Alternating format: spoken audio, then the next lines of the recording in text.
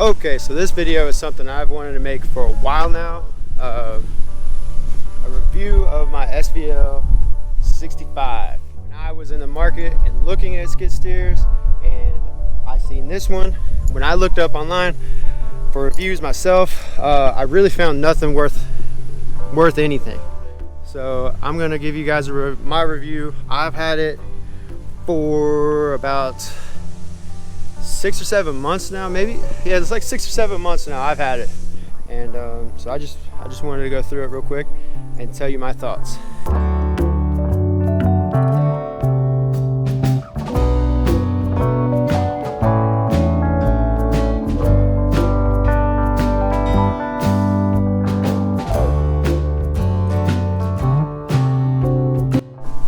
So let's start on the details. The question I get the most about this machine is, what is the difference between the 65 and the 75? I really don't know details like that, but what I do know, I have ran the 75. I've spent a lot of hours on a 75, so I was pretty familiar with that one. The difference is the weight. The 65 does have a smaller engine, but I honestly I can't tell the difference. As far as that goes, power loss, I don't experience any power loss between what I experienced on the 75 that I ran, which I ran it for probably a month or two straight. That's what I did every single day on a job that we were doing. We rented the 75, and I don't notice a power loss. This 65 has plenty of power. This thing will run slap through the middle of a pile of sand, a load of sand, with no issue at all. I don't see any power loss. So as far as the difference in that, the power from the 75 to the 65, I don't notice a difference. Not a significant one for what I do. All right, so the next difference that I noticed, the view, field of vision is great in the 65. It, you look out to the left, they made these arms slimmer on the 65, so you can see a lot better, and the same goes for the back end.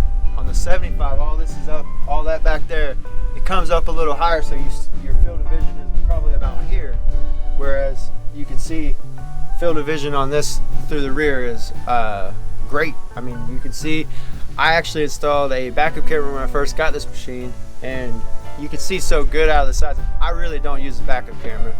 You can check out the video on me installing that here, but yeah, I got the monitor right there. I don't really use it. I glance up at it every once in a while. This machine is great as far as vision, so I didn't really need that backup camera at all. I love this machine.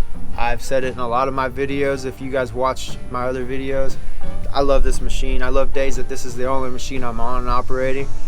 It's my favorite machine. I am very glad that I bought it. I'm glad I went with the 65 because I don't need, the 75 is a heavier machine. I don't need the extra power. If you're doing something where you do need the extra power that 75 may have, maybe you would notice a power loss. I don't. I'm moving around sand and dirt. That's all I'm moving with this. I'm covering jobs, covering drain fields, so I don't ever notice a difference at all. So I love this machine. I highly recommend it. Now, to the one issue that I've ever had with this machine. It's noted on these videos. If you go back and you watch these videos, I was very pissed off about the whole situation, and it may have very well been the dealership that I took this machine to. But I was having a problem with the injectors. 4 injectors went out. It took them 3 weeks to get the parts. Of course they blamed it on COVID, but it took them 3 weeks to get the parts and get the machine back to me when they know that I needed it. No loaner, no nothing. They said that it was an issue that they had with a lot of other machines, these 65s, so they fixed it. They took care of it under warranty.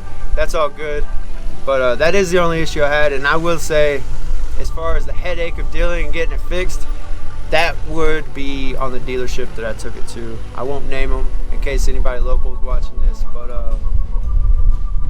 yeah, highly recommend this machine. That's the only issue I've had, and since they fixed it, I haven't had a single issue. And honestly, I ran it on bad injectors for about a week straight, and it still did the job. It just was a little tougher to get the job done. So that's my review of the Kubota SVL-65.